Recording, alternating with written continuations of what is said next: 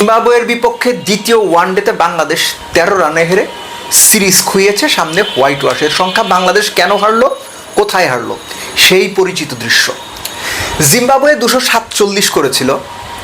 জিম্বাবুয়ের ব্যাটিং ইনিংসের লাস্ট ওভারে তাসকিন বল করছিলেন, 1 ওভারে 22 দিয়েছিলেন লাস্ট ওভারে। এই যে লাস্ট ওভারে 22 রান দেয়া, জিম্বাবুয়ের শেষ 5 ওভারে 60 রান তোলা পার্থক্য করে দিল? বাদ দিই, পার্থক্য করেনি, ধরে নিচ্ছি।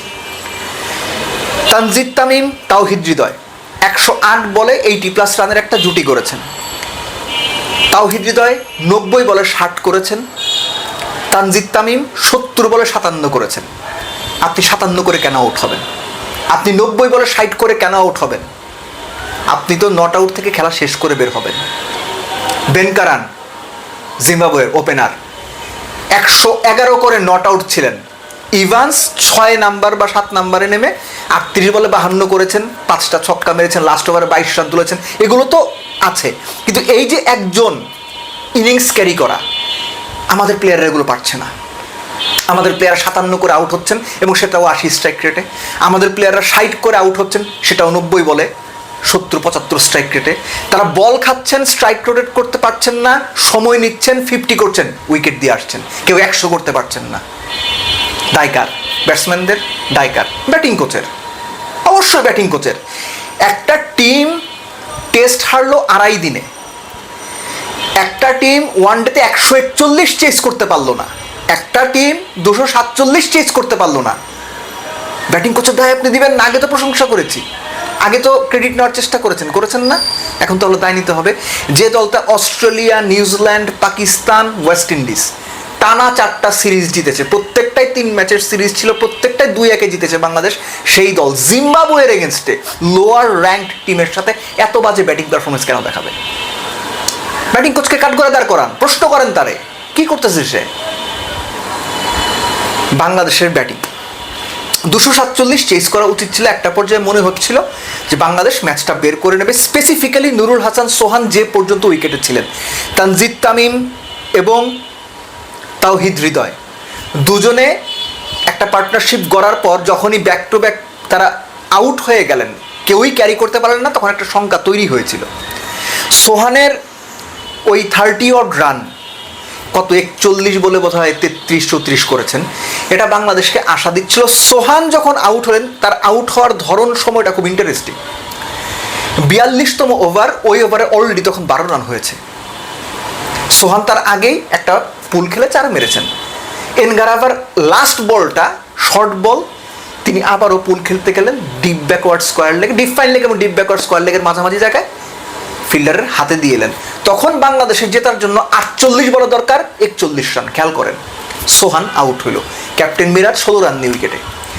এই জায়গা থেকে 48 বলে 41 দরকার, বিং দ্য ক্যাপ্টেন মেহেদী হাসান মিরাজ, আমরা কি এক্সপেক্ট করবো তার কাছে?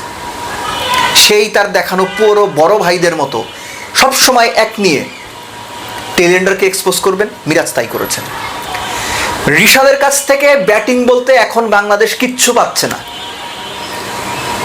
রিশাদের ব্যাটিংটা জিরোর পর্যায়ে চলে এসেছে। মুজারাবানির 1 ওভারে তিনি একটা বাউন্ডারি মেরেছেন, 3rd বলে। আগের 2 বল, পরের 3 বল কত রান করেছে জানেন? 0-0-4, 0-0-0। অর্থাৎ যে ওভারে রিশাদ বাউন্ডারি মেরেছেন, সেই ওভারে 5টা ডট দিয়েছেন। মিরাজ এগুলো জানেন না? জানেন। আপনি বলতেই পারেন মিরাজের সমালোচনা করছি, হ্যাঁ আমি করছি। 7 নাম্বার ব্যাটসম্যান, আপনার রিকগনাইজড ব্যাটসম্যান আউট, 48 বলে 41 দরকার। আপনি অবশ্যই স্ট্রাইক রোটেট করবেন, কিন্তু সেটা কতক্ষণ পর্যন্ত? তিনি রিশাদকে নিয়ে কন্টিনিউ স্ট্রাইক রোটেট করে গেছেন, অ্যাবসলিউটলি ফাইন। তাসকিনকে নিয়ে করে গেছেন, অ্যাবসলিউটলি ফাইন। শরীফুলকে নিয়ে করে গেছেন, অ্যাবসলিউটলি ফাইন। যখন লাস্ট উইকেট, তখন তিনি পুল শট খেলতে গিয়ে সময় মতো হাতে তুলে দিয়ে এসেছেন। ফিনিশিং কিন্তু করতে পারেননি, ওই জায়গায় ফিনিশ করতে হবে। মিরাজ ব্যর্থ হয়েছেন, চূড়ান্তভাবে ব্যর্থ হয়েছেন। 48 বলে 41 যখন দরকার ছিল, পরের 24 বলে, আমি যদি 2 ভাগে ভাগ করি, 48 বলকে 2 ভাগে, 24-24, 4 ওভার 4 ওভার, 43 থেকে 46, 47 থেকে 50, 45, 46 থেকে 50। ওই 24 বলে, পরের 24 বলে 43 থেকে 46 বাংলাদেশ রান করেছে 14। এই নাকি স্ট্রাইক রোটেট, এই নাকি ফিনিশার উইকেটে? মোসাদ্দেকের কথা আলাদা করে একটু বলতে হবে। অস্ট্রেলিয়ার সঙ্গে যে ইনিংসটা আপনি খেললেন, সারা বাংলাদেশ আপনাকে প্রশংসায় ভাসিয়েছে। তারপর অন্তত 3টা ম্যাচে ফিনিশিংয়ে দারুণ রোল প্লে করে হিরো হওয়ার ম্যাচ শেষ করার সুযোগ ছিল মোসাদ্দেক সৈকত, প্রতিবার আপনি ব্যর্থ হয়েছেন। আমি বলছি না যে এটাই শেষ, কিন্তু প্রতিবার আপনি কেন ব্যর্থ হবেন? ওরকম একটা ইনিংস খেলার পরে আপনার কনফিডেন্সই তো আপনার অন্তত আরও একটা ইনিংস ভালো খেলতে বাধ্য করবে। আপনি পারেননি, মোসাদ্দেক পারেননি, ব্যর্থ হয়েছেন। মিরাজ সুযোগ থাকা সত্ত্বেও ফিনিশিং দিতে পারেননি। 7 নম্বরে যে রোল প্লে করা দরকার, Miraz is not good enough for that. এটা আমি বারবার বলে আসছি। বাংলাদেশের ব্যাটসম্যানরা 50-60 করে আউট হয়ে যাচ্ছেন, কেউ ইনিংস ক্যারি করতে পারছে না। বেন কারান এই ম্যাচে একদম প্রকৃষ্ট উদাহরণ, 111 বলে নট আউট ছিলেন, 135 বলে। ওই ইনিংসটা তিনি খেলেছেন বলেই ব্যাড ইভান্স তাসকিনের লাস্ট ওভারে 22 রান তুলতে পেরেছেন। বাংলাদেশের কেউ, আমাদের তানজিদ তামিম 57 করে আউট হন, আমাদের তাওহিদ হৃদয় 60 রান করে আউট হন, আমাদের নুরুল হাসান সোহান 1 ওভারে 12 করা সত্ত্বেও, 12 রান আসার পরও যখন ভালো ব্যাট করছেন তারপরে পুলশট খেলে উইকেট দিয়ে আসেন। এই ম্যাচ অ্যাওয়ারনেস, এই দলকে টেনে নিয়ে যাওয়া, ম্যাচ ফিনিশ করা, বড় ইনিংস খেলা, বছরের পর বছর এগুলোই আমরা বলছি, আপনারাও এগুলোই শুনছেন, প্লেয়াররাও একই জিনিস বারবার করছে। No change, everything is going on line, একদম লাইনে আছে। জিম্বাবুয়ের বিপক্ষে জিম্বাবুয়ের কন্ডিশনে এরকম যদি ব্যাটিং পারফরমেন্স হয়, বিশ্বকাপে এই দলের কাছ থেকে আপনি কি আশা করবেন? এই প্লেয়াররাই তো যাবে। কয়জন ঢুকবে? আর লিটন ঢুকবে, আর 2-1 এদিক ওদিক হইতে পারে, তাই তো? এটা তো মূল বিশ্বকাপ দল। এখানে কি এক্সপেক্ট করেন আপনি? বোলাররা তাদের কাজটা করেছেন। আনফর্চুনেটলি তাসকিন লাস্ট ওভারে 22 রান দিয়ে দিয়েছেন, হয়ে গেছে। তাসকিন 57 দিয়েছেন, অর্থাৎ তাহলে হিসাব করেন 57 রানের মধ্যে 22 রান তিনি শুধুমাত্র লাস্ট ওভারে দিয়েছেন, অর্থাৎ 9 ওভারে 35 রান দিয়েছিলেন। দুর্দান্ত বল করেছেন, আগের ম্যাচেও খুব ভালো বল করেছেন। ম্যাক্সিমাম সময় ও মানে নতুন বলে উইকেটগুলো তাসকিনই তুলে দিচ্ছেন, কখনো একটা, কখনো 2টা বা তার চেয়ে বেশি। তো যখন হয়নি, লাস্ট 6 ওভারে 60 করেছে জিম্বাবুয়ে, বাংলাদেশের তো সেটার কাউন্টার দিতে হবে, ব্যাটসম্যানদের দিতে হবে। ব্যাটসম্যানরা ব্যর্থ হয়েছেন। যে দল 100, যে ব্যাটিং লাইন আপ 141 চেস করতে গিয়ে ম্যাচ হারে, তারা 247 চেস করতে গিয়ে 13 হারে হেরেছে। এটা তাহলে তো মন্দের ভালো বলতে হয়েছে। নাই ভাই, তাও তো 200 পার করছে। Batting is going downwards. খুব বাজে ব্যাটিং হচ্ছে, খুব বাজে ব্যাটিং হচ্ছে।